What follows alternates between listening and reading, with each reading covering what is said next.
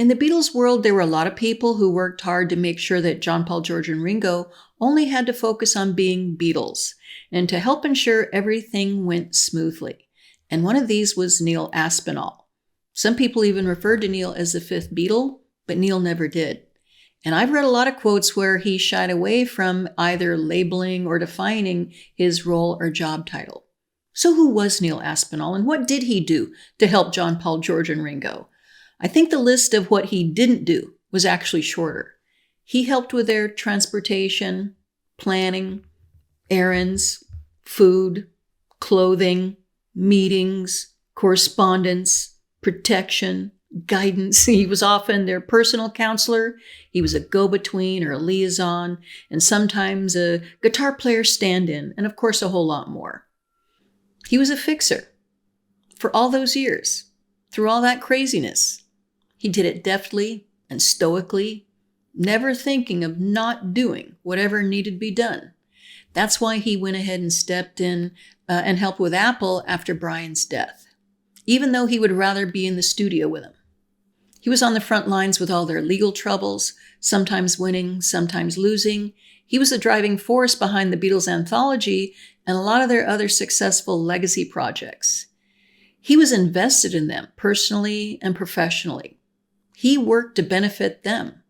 Whatever they wanted, he wanted. And that's what family does. Most importantly, he was their friend and confidant to each one of them. He was someone that they all trusted, someone that they all loved, and he loved them.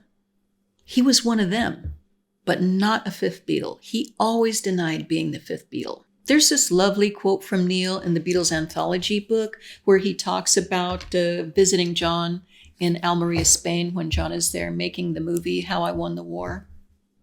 Neil says, "I went with John to make How I Won the War in this autumn of 1966. While John was filming, I was dressed up as a dead soldier, colored orange, in the convention of the film. We went back to Hamburg again because we did some filming on location near there. That was really nice because it was just John and me in Hamburg without fans or shows or Beatles. And we went round to all their old places and shops. We did it for a day or so. And then we got the train to Paris. We also filmed in Spain. During the time there, John wrote Strawberry Fields Forever on a beach and played it to me." Oh my goodness. This is that intimate relationship that he had with each one of them. Neil evidently didn't want fame, and he also didn't want to be in front of the camera. He was often just out of frame, or he was over here in the corner, or maybe he had his back to the camera, or maybe he was helping with some gear, or maybe he was protecting them or yelling at somebody, or maybe, like we saw in Anthology, he had a quarter in case you wanted to put it in the telescope whenever you were at Griffith Park Observatory in California. Not seeking fame is probably how you stay sane. Now, we know Neil was not prone to giving interviews, and when he did, he really didn't give a whole lot away. While you were in the United States, what sort of reaction did you get wherever you went? It was great, you know. And, But his sense of humor did show through in some of these interviews. Is there anything left? Because you don't have anything in the bottom drawer anywhere, or is that it? To anybody? You don't know what Yoko's got in the bottom drawer. I think they all shared that same sense of humor, and I think that's what helped them get through some of the tough times. We do know some facts about Neil. We know he was born October 13th, 1941. He started working full-time for the Beatles in 1961. He left Apple in 2007, and the year after that, he died of lung cancer. He was the father to Rogue Best. Rogue was born in 1962, and he married Susie Ornstein in 1968, and they had 4 daughters and 1 son. And they were together until Neil died. So it seems to me that Neil was someone who was in it for the long run. He obviously enjoyed being there for those he loved and for those he cared about. Now, obviously, it wasn't always selfless. He was probably in it for a paycheck, but also seems to me that he was someone who was not really in conflict with his priorities.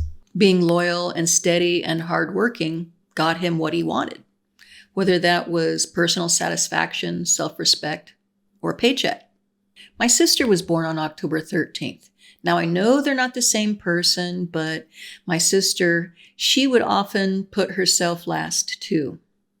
She helped nurse my mother for a long time, and then she helped nurse her husband, who was dying of cancer, for many years after that.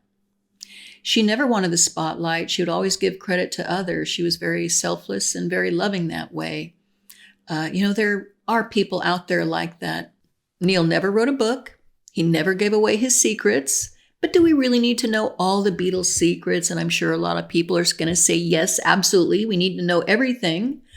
But me, I say, you just don't do that to family. And Neil and John, Paul, George, and Ringo, they were family. And I'm glad that Neil lived the life that he did.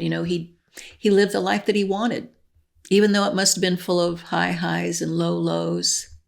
He was a loyal, hardworking man, a loving friend, full of grit and humor to the end. That was a good and honorable life. Much love to you, Neil, and much love to you all. Thanks so much for being here with me again. I really and truly appreciate it. And until next time, peace and love one another. Take care. Beatles is Beatles, Beatle. In the end, it's like, oh, sod off with the Beatles,